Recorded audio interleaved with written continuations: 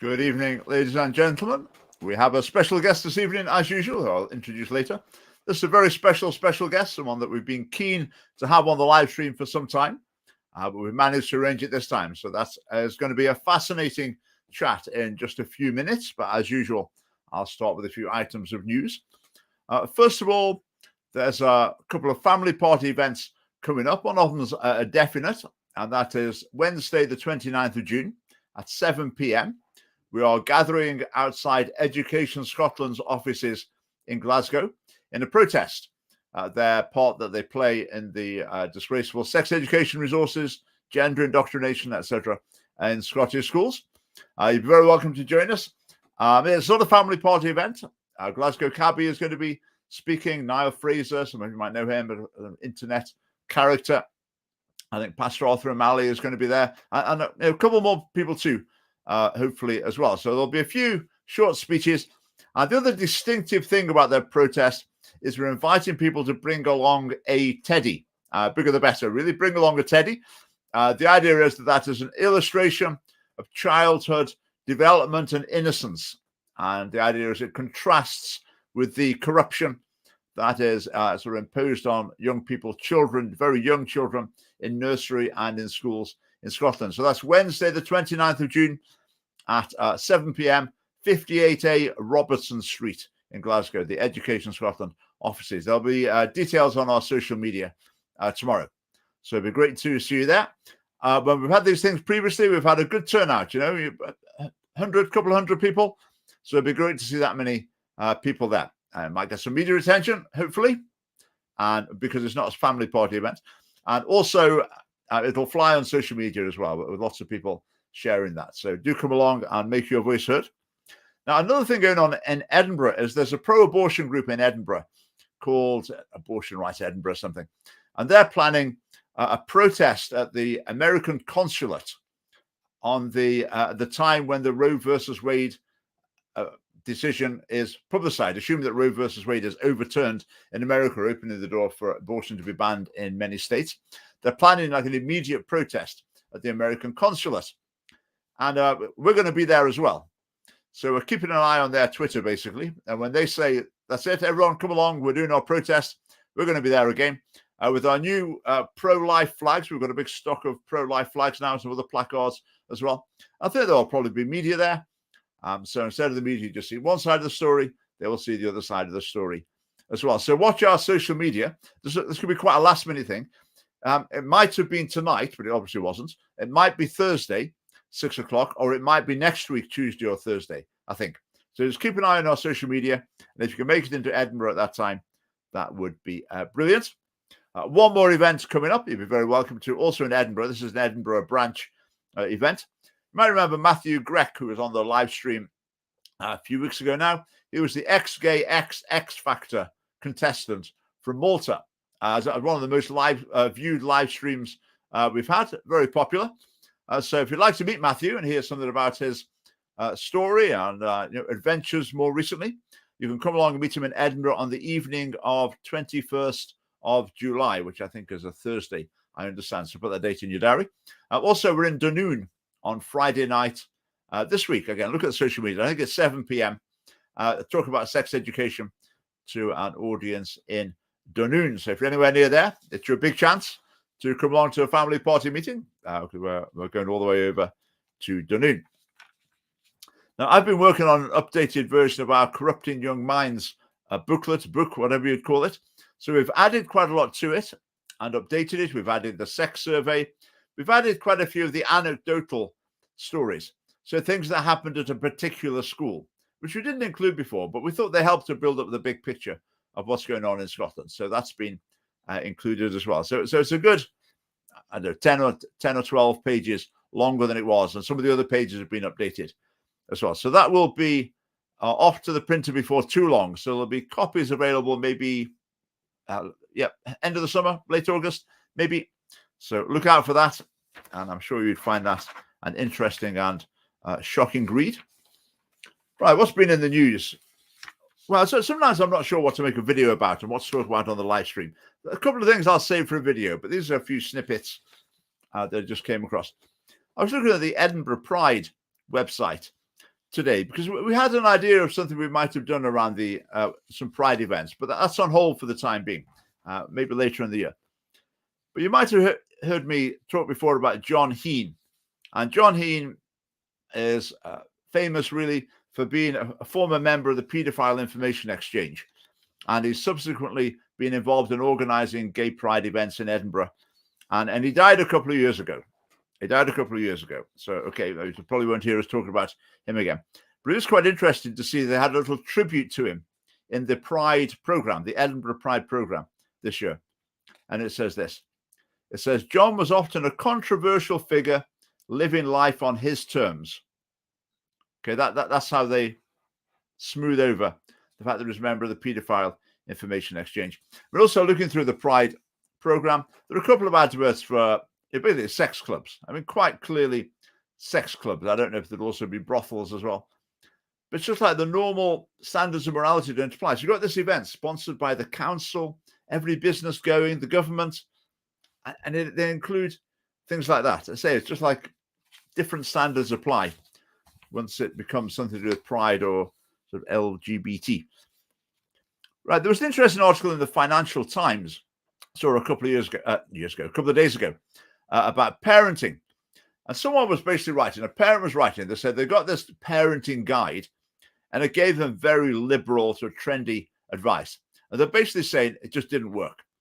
And the way they summed it up was this, I thought was quite helpful. They said what the guide was basically saying is that the parents are to act as though they have no emotions. They have no feelings at all. And they're to treat the children as if their emotions, their feelings are sacrosanct. You can't challenge them. You can't criticize them. Whatever they're feeling, that's just going to be catered to. It's going to be indulged. But it doesn't matter what the children do to the parents are not allowed to display any emotion or to react out of any sort of emotion at all. They're going to be like robots. And I thought that's true. That's true. I think a lot of teachers would probably relate to that. Maybe even some policemen would relate to that.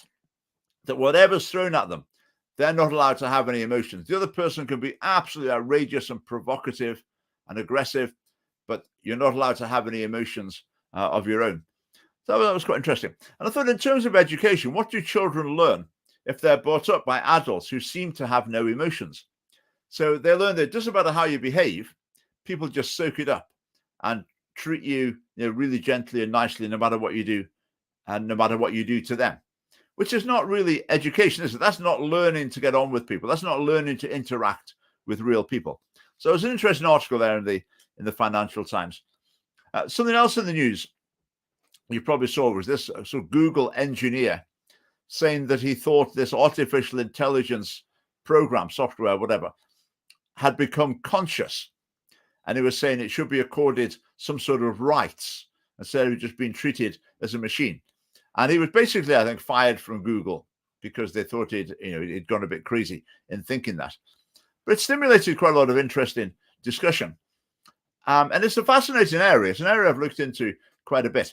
But the idea of machines becoming conscious, well, it's pretty tricky because science has got basically no idea at all what consciousness is from a scientific point of view. So if they set out to say, right, let's try and design a machine that will be conscious, they wouldn't even know where to start. They wouldn't even know where to begin. And it's worse than that. Even if they thought maybe they had designed a machine that was conscious, they've got absolutely no way at all of knowing whether it is or not, because they don't know anything about the way it connects with any sort of physical processes.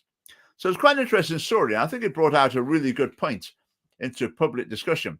The science basically doesn't have a clue what causes consciousness, how consciousness interacts with the physical world, and we couldn't even detect it if a machine did have it. Whatever a computer said, whatever facial expression it pulled, whatever tears it cried or whatever, whatever profound statements it made, you still have no way of knowing whether there was actually consciousness within it, whether or not it was actually having the experience of thinking about and understanding the things it was saying. So that was interesting. Right, one more thing. I think there's one more. Let's check my list. There's also something, I think this was on the BBC website. This was in Scotland.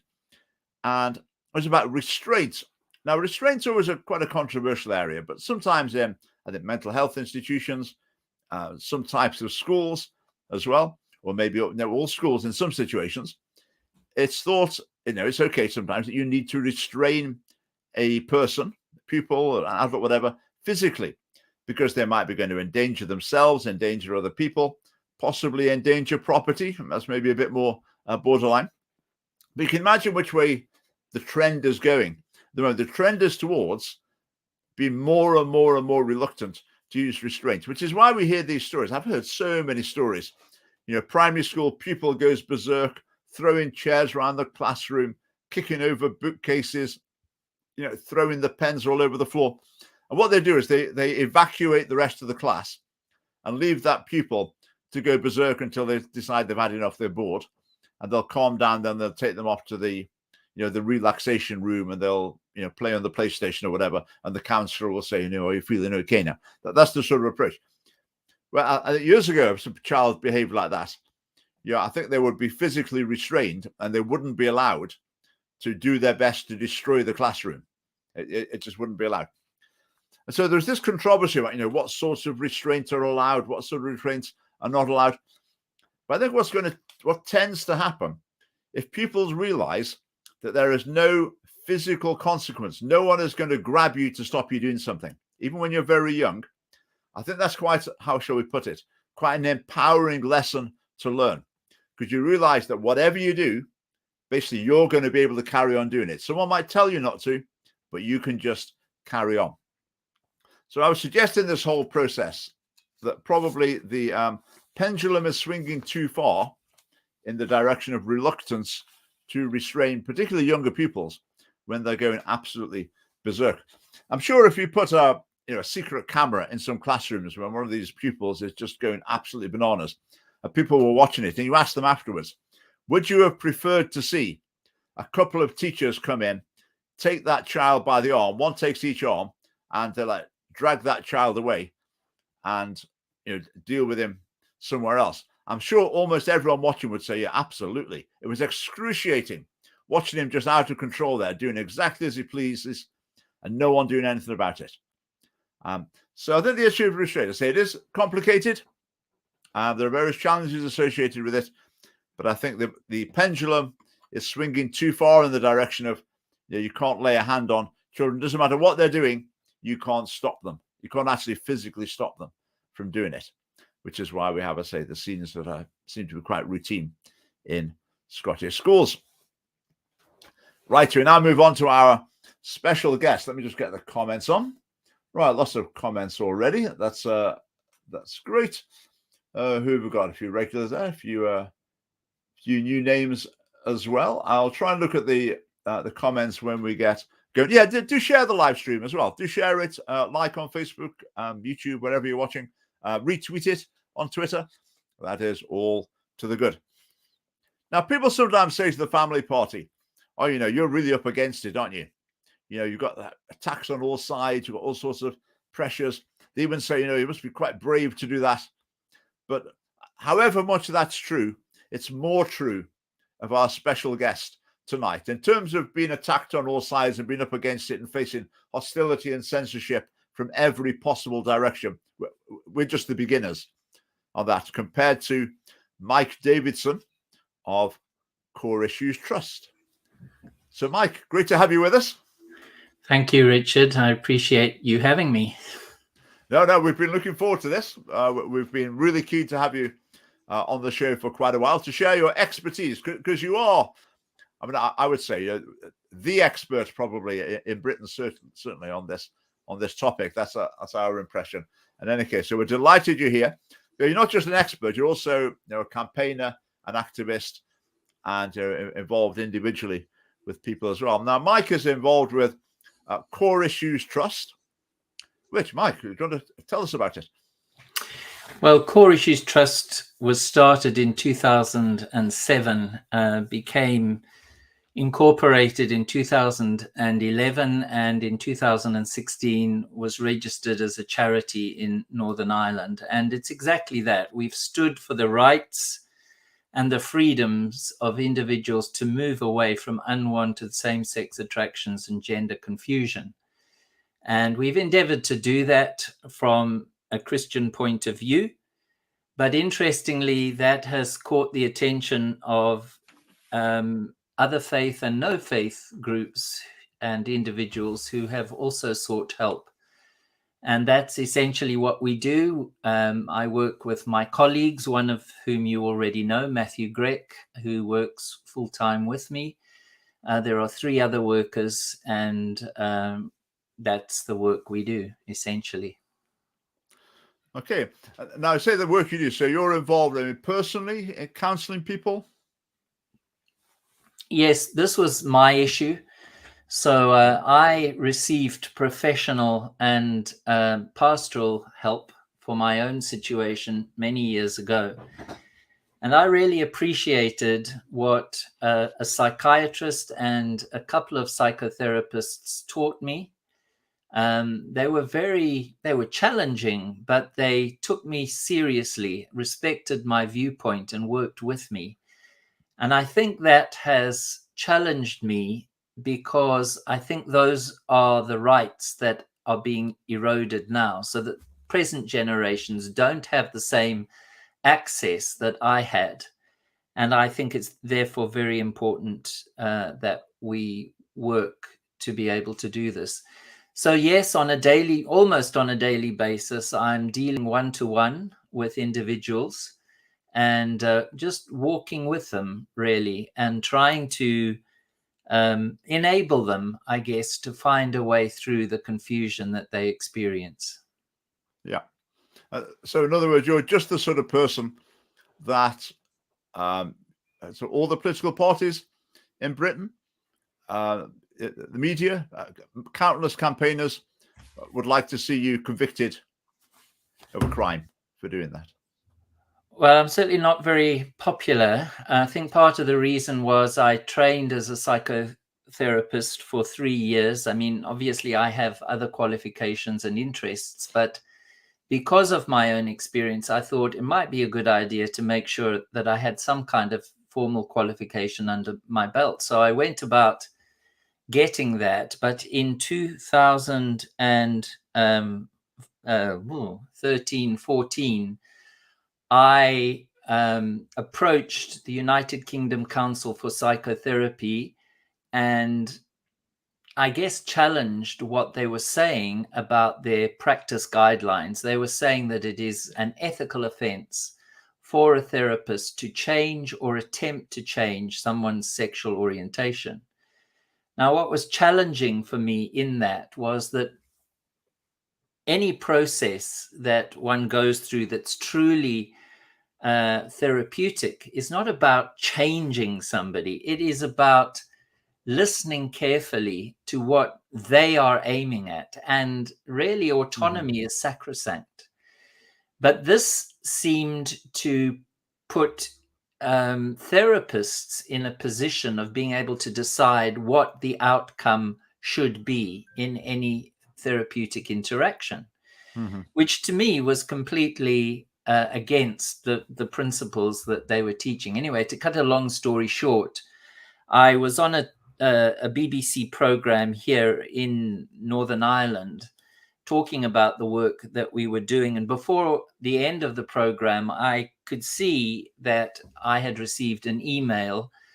When I opened it at the end of the program, I had in fact been suspended and accused of being, and the grounds of this was that this was a threat to public health.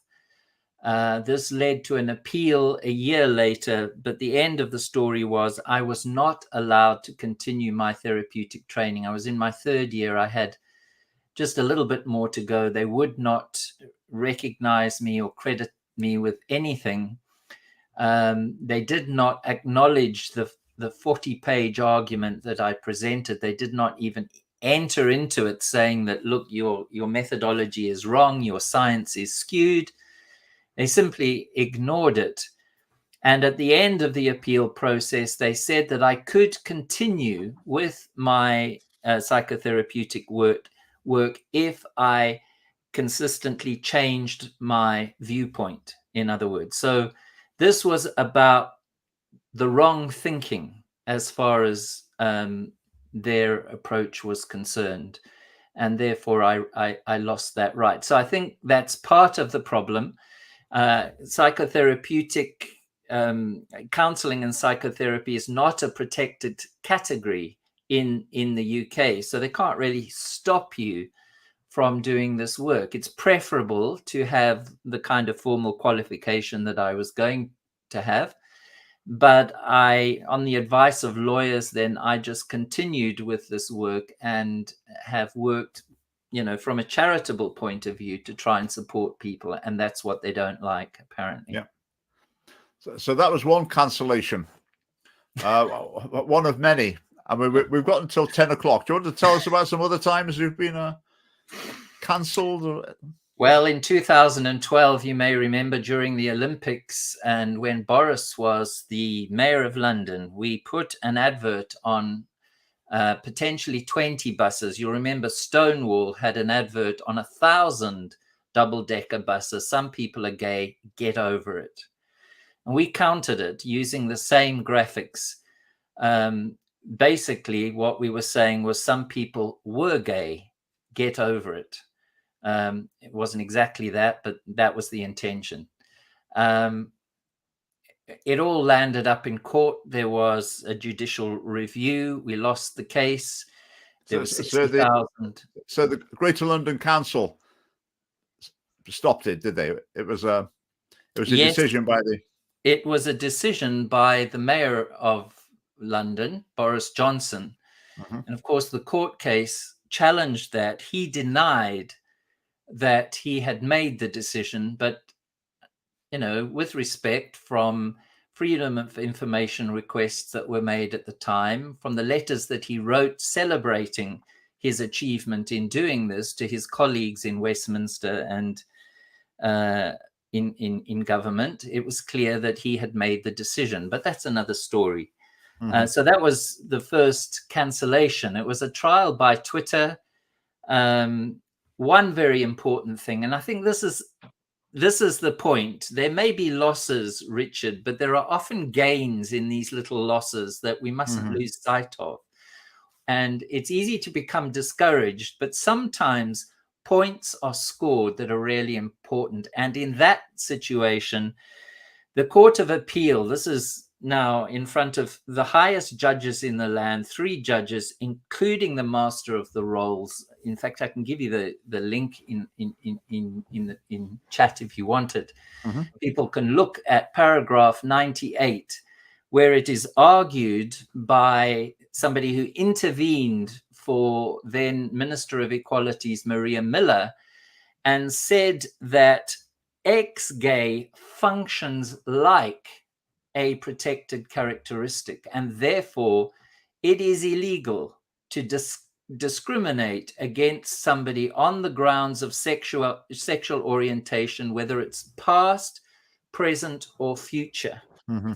which actually is really important for us. So, there was a good thing that came out of that. That was one cancellation. Yeah. Should I continue? Oh, let's have a few more. Yeah. But social media, where are we up to with social media? Well, we're not doing great on social media. We thought we were doing really well on Facebook, and we were getting really a good following. But then we lost everything in one fell swoop. There was no warning. There was no discussion. We were simply removed in total. With no recourse or action, nothing was responded to. We do have a very small presence there because, we keep trying, but don't hold your breath. If we make any progress, you can be sure we will be taken down. Most recently, I think it was TikTok. And, my colleagues put a huge amount of time into social media work. We lost MailChimp. And of course, famously, Barclays removed all of our accounts for both Core Issues Trust and the International Federation for Therapeutic and Counseling Choice. They did give us warning. They gave us 3 months. They told us they were going to do it. We asked them why. They said they didn't have to tell us why. there was no reason for them to do that. That case is actually coming up, I think, in a couple of months now in Belfast. That will be heard, and we'll begin the process of challenging that. That's been 2 or 3 years coming. Right. Yeah. I mean, that's shocking, isn't it? I mean, social media is bad enough, but bank accounts. Well, bank accounts my father was a Barclays Bank manager, and his father, I beg your pardon, my grandfather was a Barclays Bank manager. My father worked for Barclays Bank. I have always had Barclays Bank in my life, so to speak.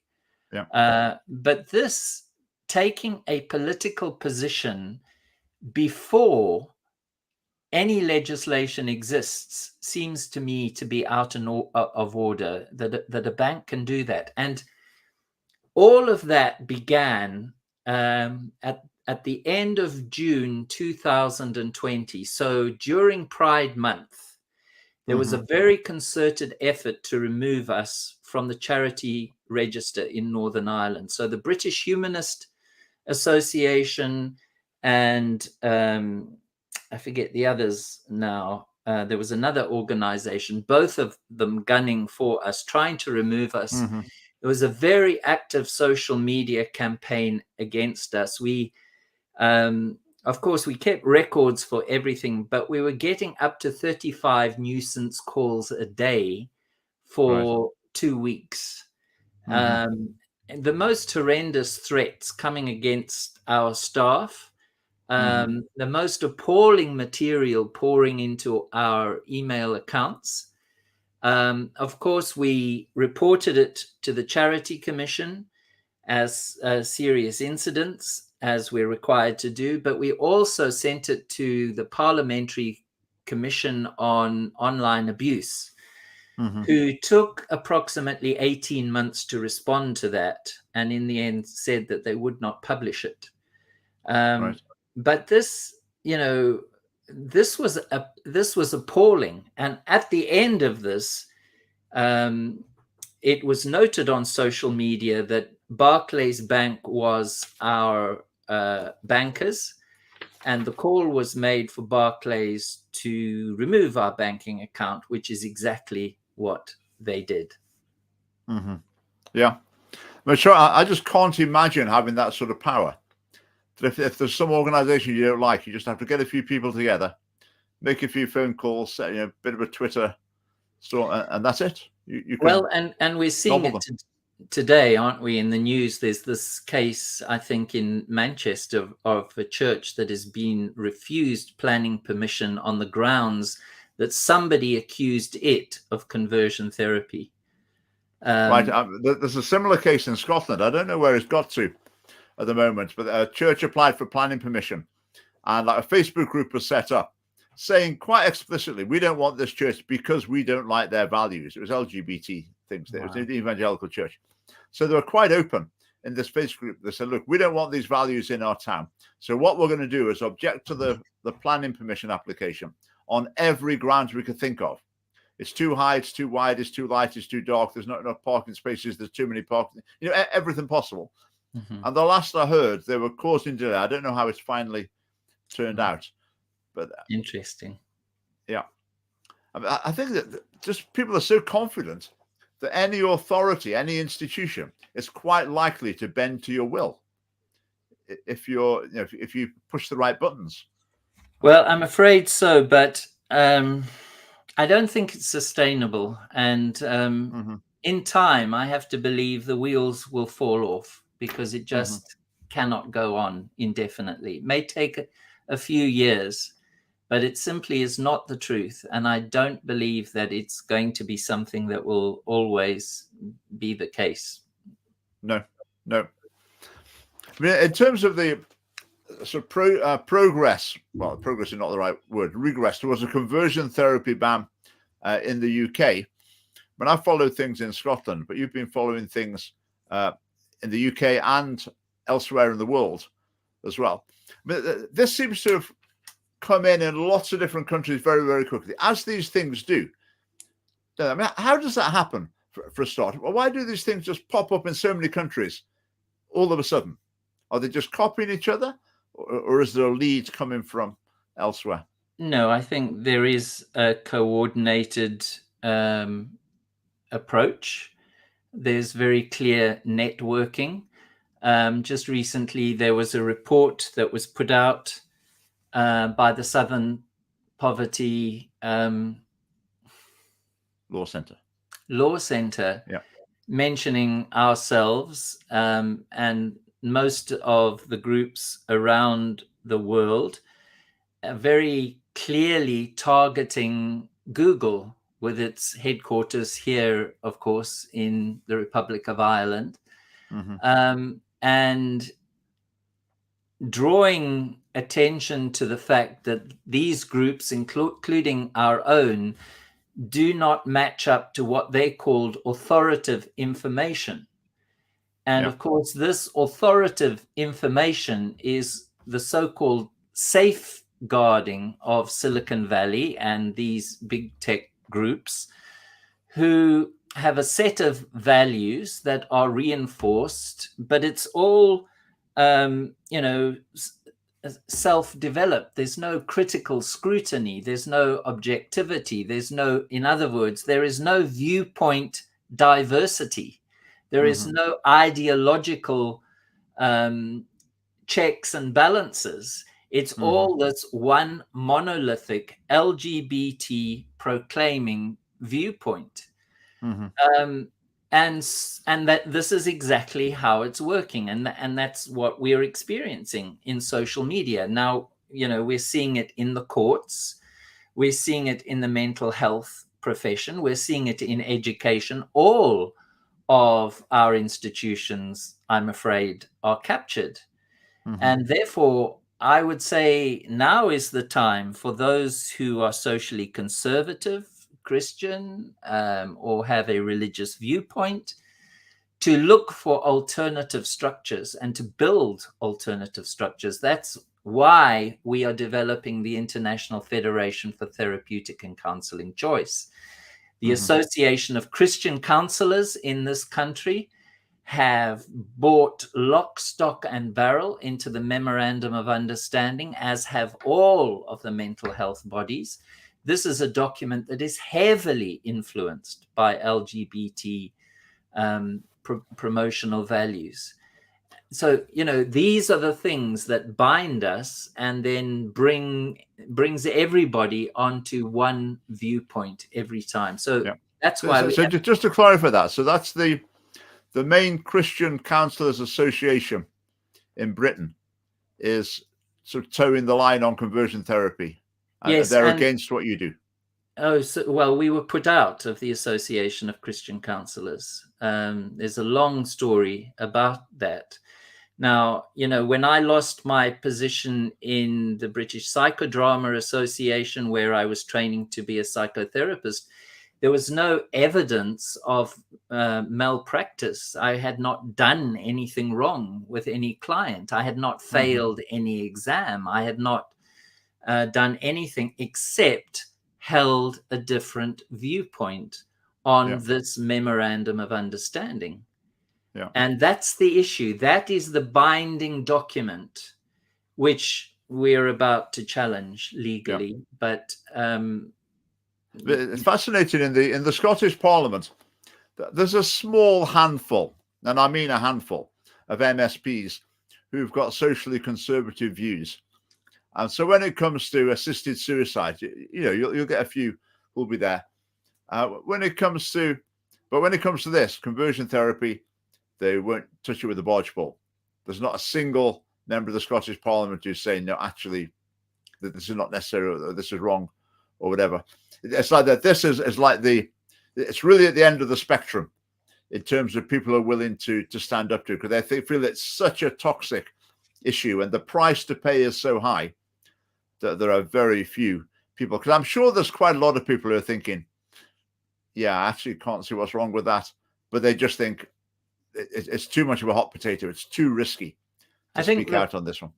One of the problems, Richard, might be that we repeat the opposition's terminology. So when we refer to conversion therapy, and hopefully that will be the last time I refer to it tonight, what we're really talking about is the challenge to therapeutic choice. Because conversion therapy as a term was invented in 1991 by Douglas Haldeman, who is an activist psychotherapist in the American Psychological Association. He's the one who developed that term. He then coupled it with so-called reparative therapy.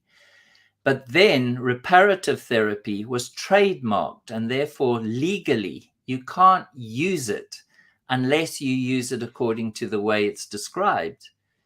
And therefore they could no longer use it officially as a term. So they've now just gone with this term conversion therapy, which is meaningless because none of my colleagues would use such a term. It conveys something that is totally foreign to what we do. Yeah, absolutely.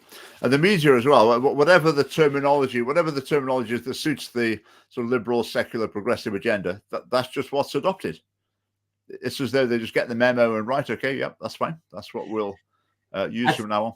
I think if we can get the message across that there is well evidenced peer-reviewed research that shows very clearly and has done so through the decades, Freud, Bieber, Sacharides, Nicolosi, many have spoken about the fact that in certain situations, change-allowing therapies are useful and helpful for individuals who want to go in a different direction. You just cannot remove it from the record. The government, when it came to producing the consultation on conversion therapy recently, looked at research up to 2020. It did not look at the most important research that came out in 2021 that actually revisited some of the databases that had been used, which claim that such therapy is always harmful, and found that researchers who had done that work had looked at lifetime suicide and come to their conclusions in a very unnuanced way, and therefore had not taken account of the fact that people had come to therapy already depressed. So there's no way you could claim some kind of causal link between depression and what happened as an outcome of that therapeutic intervention. It's much more detailed than that, but it's very important research that was not even taken into consideration by this government. And one other thing I'd like to just mention, if I may, Richard, you'll remember in 2017, we had this national survey, and it was trumpeted as the most extensive survey that was done anywhere in the world. It was during Theresa May's time. And you'll remember it was geared specifically for LGBT persons. And what that meant was somebody like me who would identify as formerly LGBT could only get to about question 2.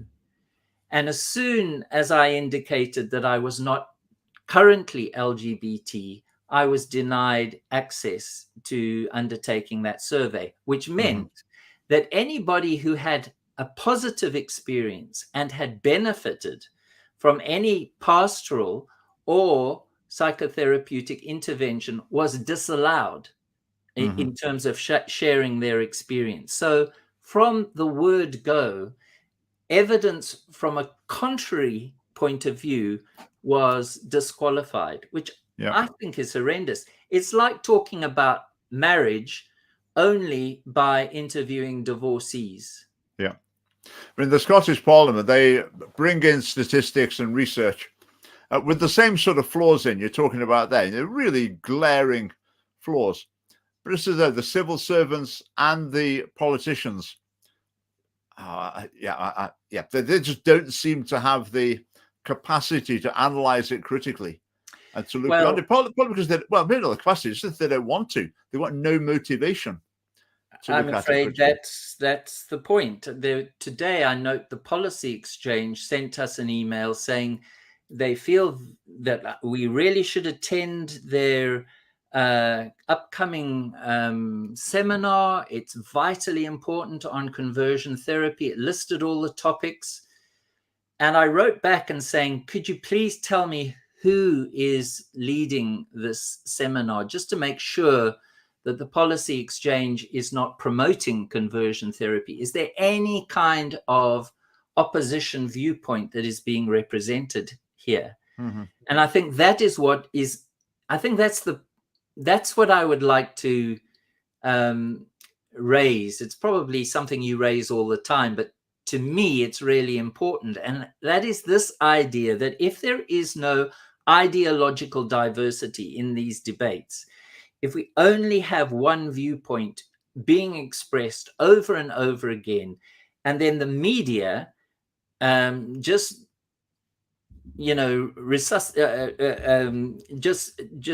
talks in the same kind of way and also doesn't challenge it, it leads to a dulling of any kind of democratic debate. And I think that's what we're all facing. I mean, the Scottish Parliament, all you need is someone with a, with a heart-rending story, and it's game over.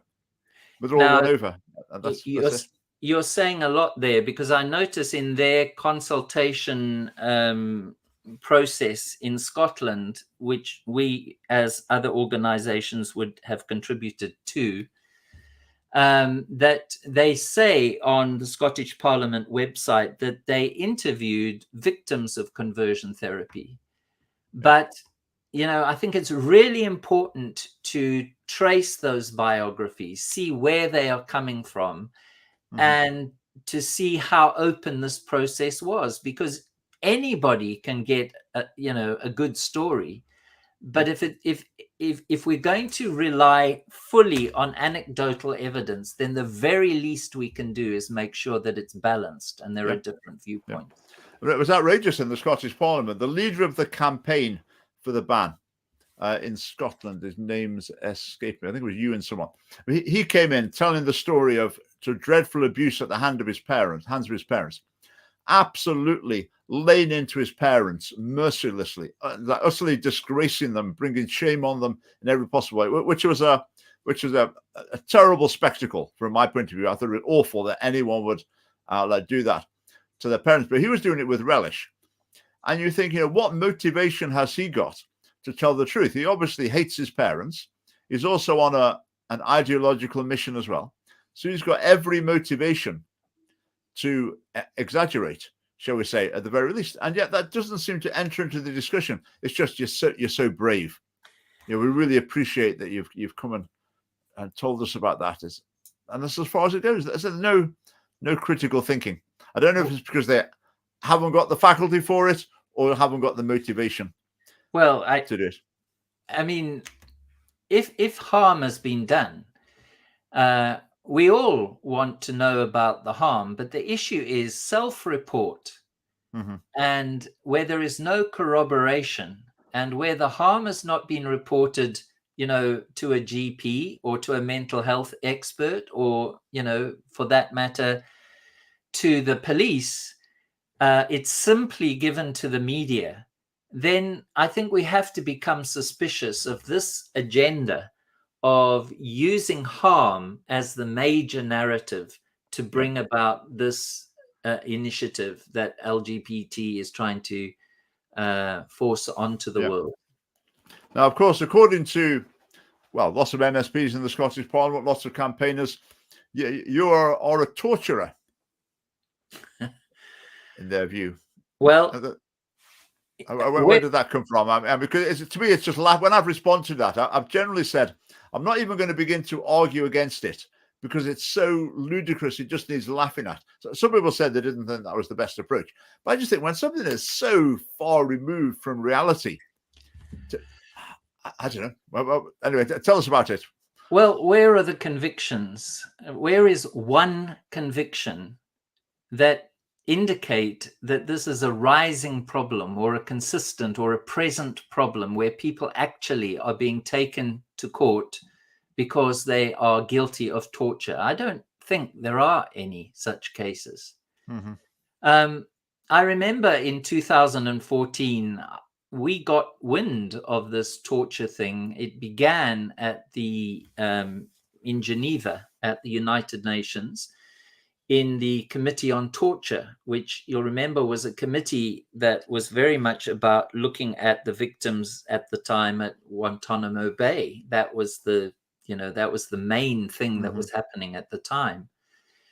And I was able to get a ticket and to go, a long story, and was in the chamber when Samuel Brinton, flanked by two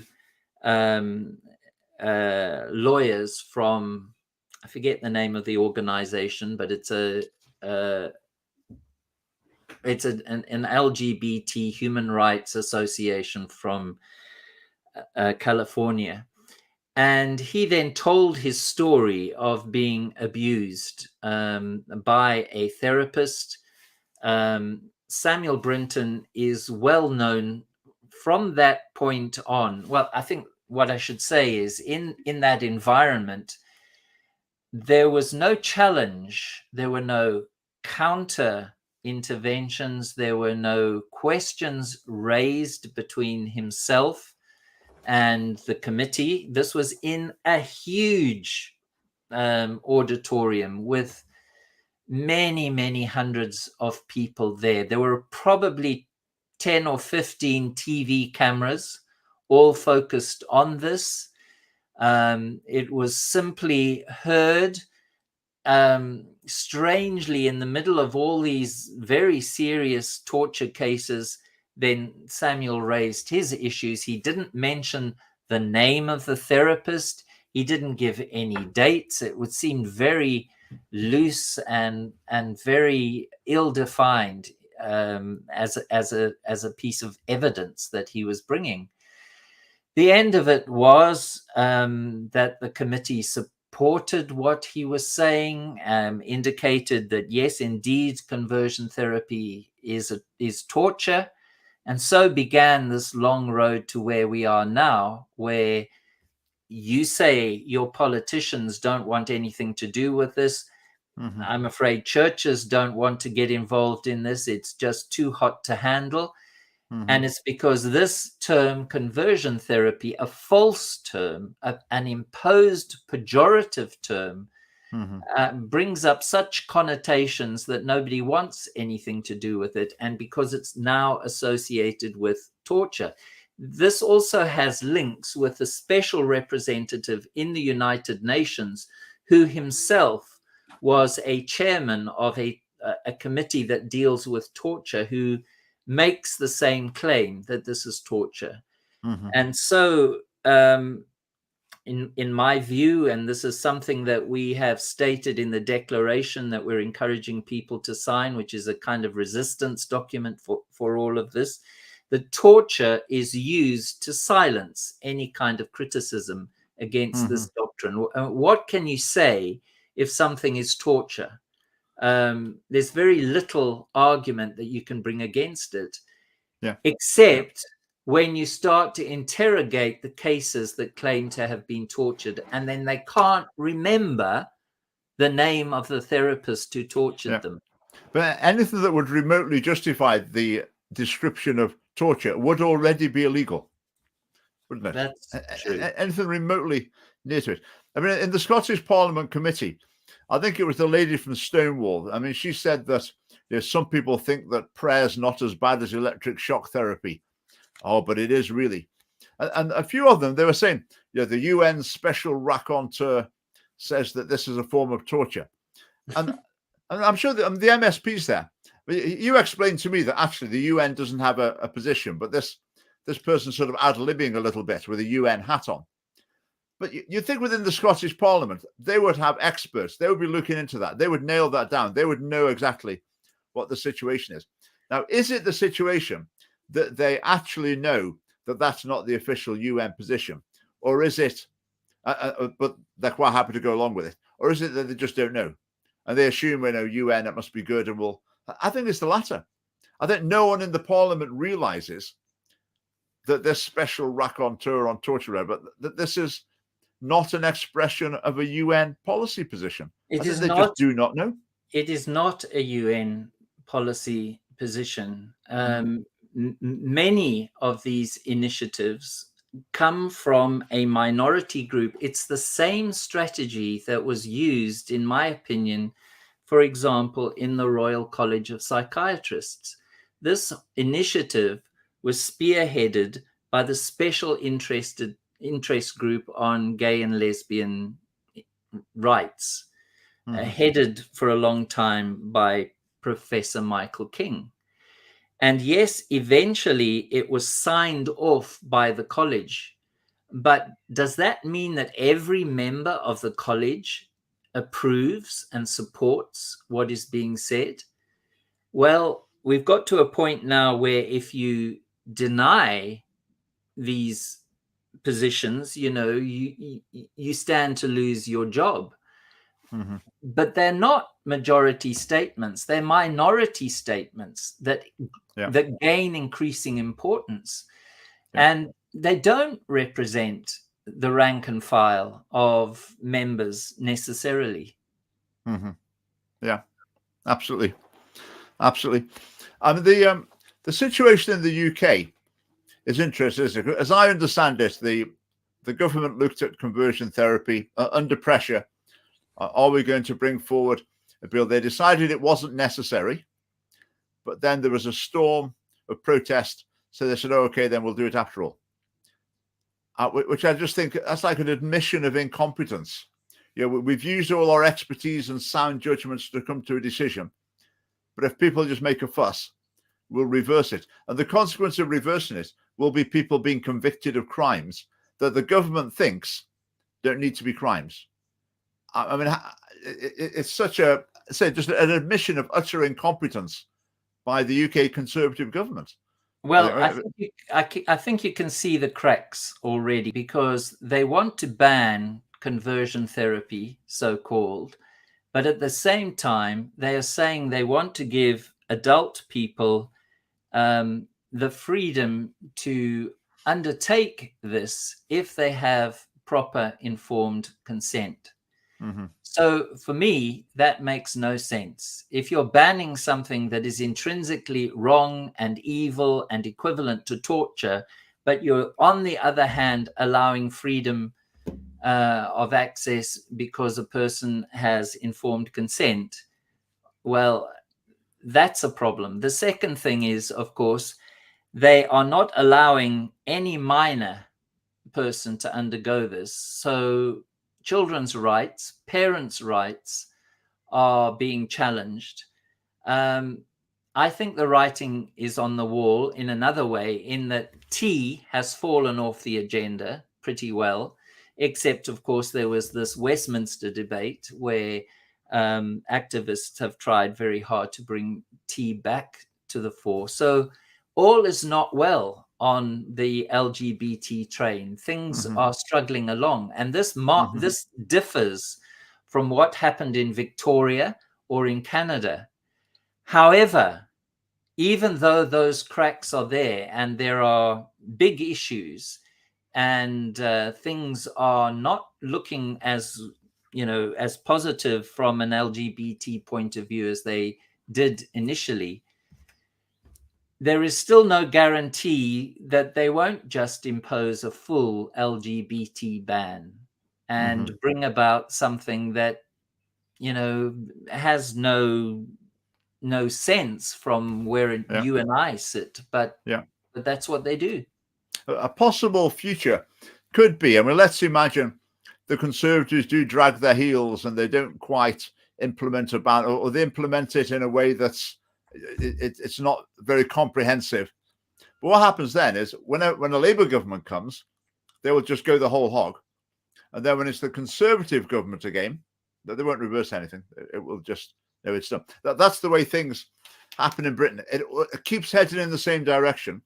Sometimes the Conservatives drag their heel a little bit about the current issue, not any of the ones that have happened in the last 60 years, whatever. They'll drag their heels over the current issue. But then once that bill's passed, then it's history. for them. That's water under the bridge. Then they'll think about dragging their heels about the next one, but they're never pulling back in the opposite direction. So that would be my view with this bill. What should we call it? A ban on therapeutic choice. On current trajectory, it will happen at some point within the next decade, and on current trajectory, it won't be reversed either.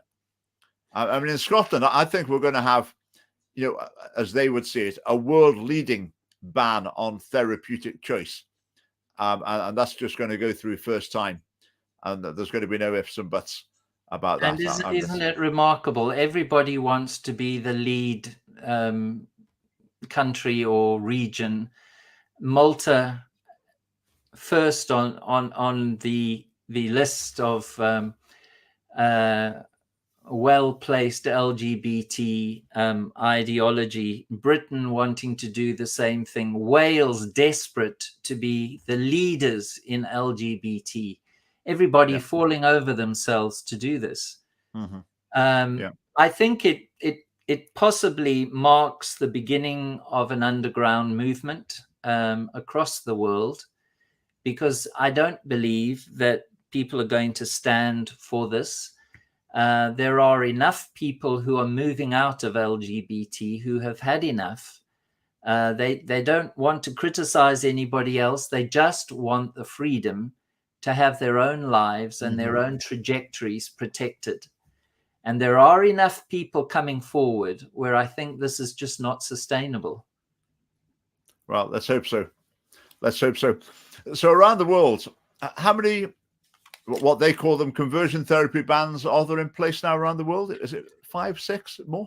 No, it's probably more. There are some surprising places. Brazil is one. New Zealand has just recently done it. Of course, Germany has done it. Australia, the province of Victoria is particularly ominous in the way they've gone about it.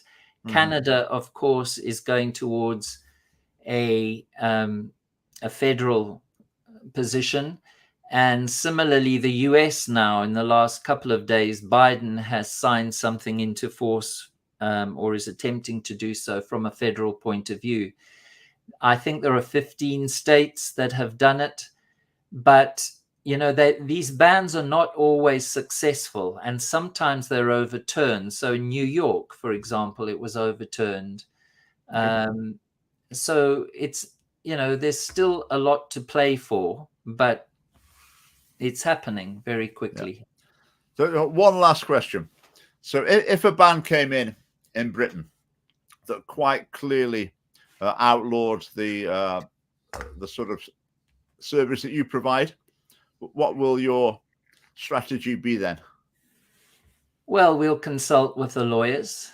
We're not going to be foolish, but, the truth is the truth, and human rights and the freedom to explore and to move towards what is consistent with a person's deepest values is not something that can be controlled by a government. So one way or the other, individuals are going to find help, and we are committed internationally to helping people to get that help. So we will find a way to do things, and we will continue to fight. That's all we can do. Yeah. I think it's an issue that does seem so niche that a lot of people who will be on board for a lot of other social conservative issues, it's like that this is the one that really sort of divides a lot of people off. That's where they draw the line. They just get off the bus before it quite gets to this issue. So I think some people say that there's not many people in the population who understand the issue or have any strong opinion. So politically, it's a real uphill struggle. But as far as I'm concerned, as far as the Scottish Family Party is concerned, it's just a non-negotiable matter of principle.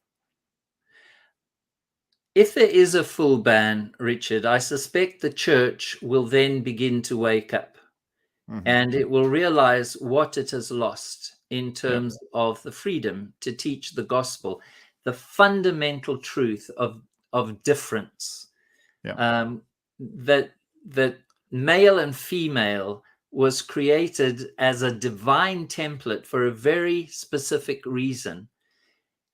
And therefore, to change that and to remove that is to challenge the whole basis of the gospel. I don't think that that is appreciated. I know that it isn't, that theologically people don't hold to that position at the moment. But I think once it happens, I'm afraid they will realize exactly what has taken place here. And it's profound. Yeah. Yeah. Well, thank you so much for coming on. Can I just say, when we've just concluded with Mike, I'll stay around for a bit and look at some of the comments. I haven't interacted with comments much. So don't disappear. I will have a look at some of those. I saw some interesting points. But Mike, we really appreciate you coming on this evening. That was fascinating to say, a really interesting perspective and a new angle on a lot of issues surrounding this. So we will keep in touch. And we're absolutely supportive of what you're doing. And say any way we can help. Just to say, Mike sent this book, which is a book of testimonies. Every spread is a story of someone who's ex-LGB or T, just telling the story. And this was sent to every MP, every MSP. And the only reply thus far, and it was sent quite a while ago, so the only reply was one sent back in a like, don't send this to me type thing.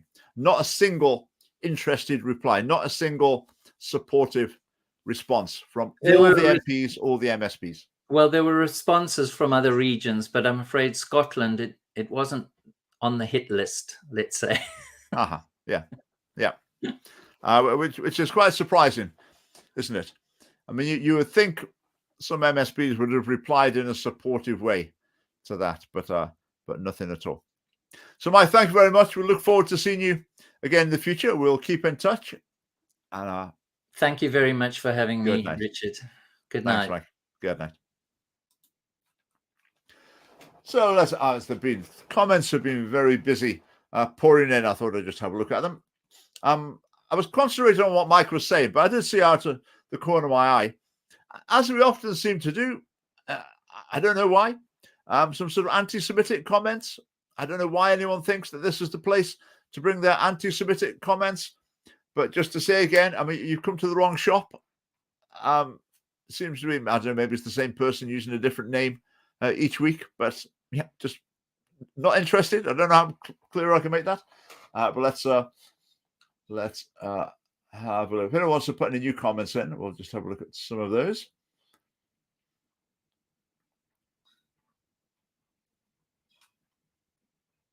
Right.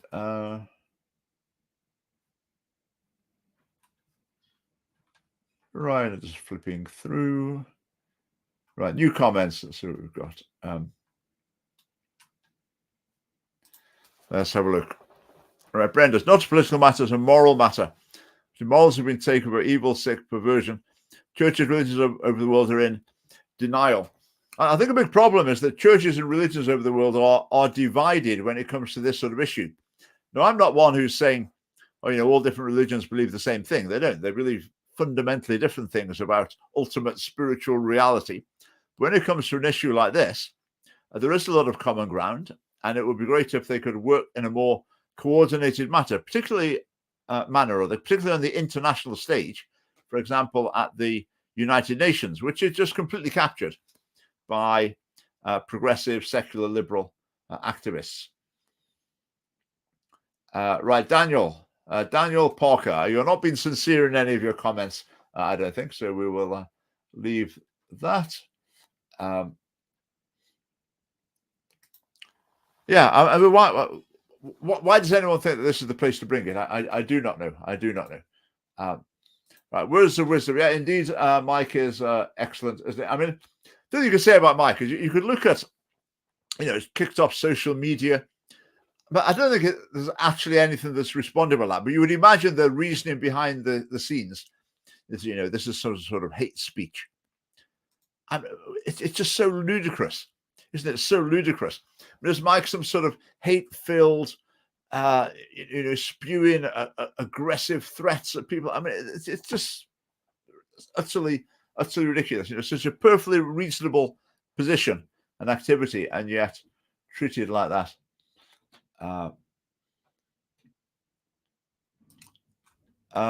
Right, not sure about that. Maybe Mike could put that in the comments on YouTube if it's still there. Right, new comments. Let's have a look. Right, Daniel promises he has been sincere. All right, okay. Right.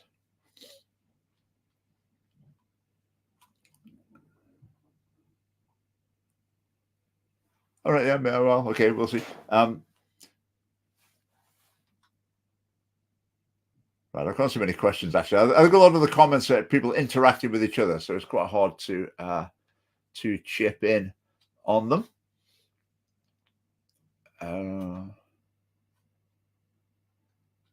Yeah, a lot of the comments are discussions between commenters, so it's quite hard to chip in on any of them. Right, unless any great questions come up at the end, we will call it a game. Why the obsession with anti-Semitism? What? I mean, what a bizarre thing. I mean, basically, okay, let me lay it out a bit more fully. I believe that anti-Semitism is a mindset that seeks to blame Jews for various ills in the world and blame them for, allegedly conspiring and planning through hidden networks or whatever and exerting control over world affairs in a sinister and self-interested manner. And I don't believe that's true. That's the most important thing. I don't believe it's true. I don't believe there's convincing evidence that that's the case. The other concerning thing with it is that sort of belief has a very, very long history. I mean, through centuries, through millennia even, people have tended to have these views that somehow the ills of the world are to blame on the Jews. The Jews are behind it, or they're pulling the strings, causing all the problems. And that just recurs in society after society through history, sometimes with appalling consequences. In the last century and in lots of other centuries as well, I mean, very disturbing events are taking place. I mean, including in England in particular. I mean, appalling treatment of Jewish people in England through the Middle Ages. I won't go into details there. So when I come across that, I'm just not interested is not strong enough. I mean, I would say to people, well, the person maybe who keeps coming on with these things, just reflect on that. Look into it a bit more widely, read a bit more widely, read a bit of sort of mainstream history, look at the other side of the coin a little bit and try and balance up the beliefs that you've got. So often people who find themselves with this sort of belief, it's because they are living on a very restricted diet, shall we say. By diet, I mean like YouTubers or websites or books or whatever, but getting hour after hour after hour of input that reinforces that one particular viewpoint without balancing material as well, that enables some critical thoughts to evaluate it. And the more people invest in one of these viewpoints, sometimes the less willing they are to change it. If you've invested hundreds of hours in it, then you sort of feel a bit silly saying, oh, I spent all that time on it, but actually it's not true. So I'll leave that behind now. So anyway, that's enough about that. Right, what else have we got? I think we're about done for questions and comments. I'm sure there's some great comments and things earlier on. Let's just go to the very beginning. I think some people brought up some different issues at the beginning. All right, the Education Scotland protest, 7 p.m, 58 Robertson Street in Glasgow, Education Scotland's offices. Will there be anyone in the building? No, there won't be. If we did at the time there were people in the building, then people wouldn't be able to make it. But the fact that we're in the right place outside their office, hopefully that will, it's symbolic. It might attract the media attention as well. And it makes it clear who we're targeting, because Educational Scotland are as blameworthy as anyone when it comes to these issues. We've got some other ideas as well of how to make our opinions clear on these matters with regard to organisations in Scotland. But I'll keep those under my hat for now. But wait and see what happens with those.